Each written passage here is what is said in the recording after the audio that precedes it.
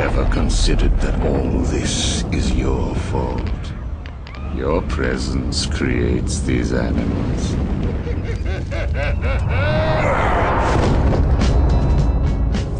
I think as a studio we're a lot more confident than what we were in the first game, because we now know that we can really deliver a Batman experience that's genuine, that's authentic, that really nails high-impact combat, navigation, the forensic detective stuff, as well as this sort of dark psychological aspect of his personality. So there's a feeling of confidence within the studio that we can really step up and take more risks than we did with the first game. And so moving the action out of the asylum and onto the streets of Gotham really represents that huge technical and creative risk. The world of Arkham City is open right from the beginning of the game. So right from the off, you can go anywhere and explore any aspect of the kind of external areas of the city. So it's about 5 times bigger than Arkham Island was. So from a kind of technical perspective, it's a huge undertaking to build out this world, because we didn't want to create a game world just that was bigger just for the sake of making a bigger one. The moveset and the navigational skills that he had within Arkham Asylum were really designed for that game space. Moving out onto the streets of Gotham, we had to really overhaul everything. So being able to run off a rooftop, deploy the cape, dive down into the street, that's something that we really couldn't do within Arkham Asylum, because the game world just didn't lend itself to that. Beyond navigation, we've just massively ramped up combat. We've got twice the number of animations. We can now integrate gadgetry into combat, so you can use the Batclaw or explosive gel during free-flow combat.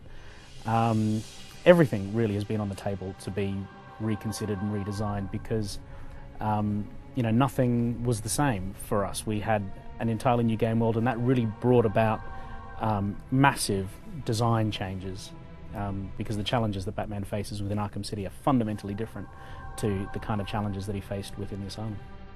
So we've developed a whole range of new narrative systems that are constantly bombarding the player with story and narrative elements wherever they go. So we're not just relying on cinematic cutscenes to progress that narrative path. If you are just grooving around the streets and pursuing side missions or picking fights, whatever you might be up for, you can listen into conversations that thugs are having around the corner from you. All of this incredible dialogue's been written by Paul Dini and Paul Crocker, the lead narrative designer here at Rocksteady. You kind of get this sense of immersion within the narrative rather than following a path that's been laid out for you. For us, no Batman experience is complete without a massive rogues gallery, and even though the experience in Arkham Asylum was very much a kind of one-on-one between Joker and Batman, the sort of cat and mouse confrontation, there was still a load of characters that were stitched into the story in interesting ways. So what have we got so far? Joker, Harley Quinn, Two-Face, Calendar Man, Catwoman, Zaz, Hugo Strange, Riddler. I mean, how many more do you want? For us, creating a game that really stretches every aspect of Batman's personality is the key.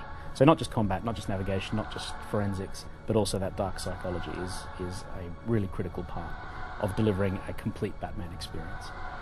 I think something we did really well in the first game was not tell people what they could expect, and so it was a genuine surprise when the Scarecrow stuff kicked in and it sort of hit you out of left field. So can I tell you? I could, what we're planning, but will I tell you?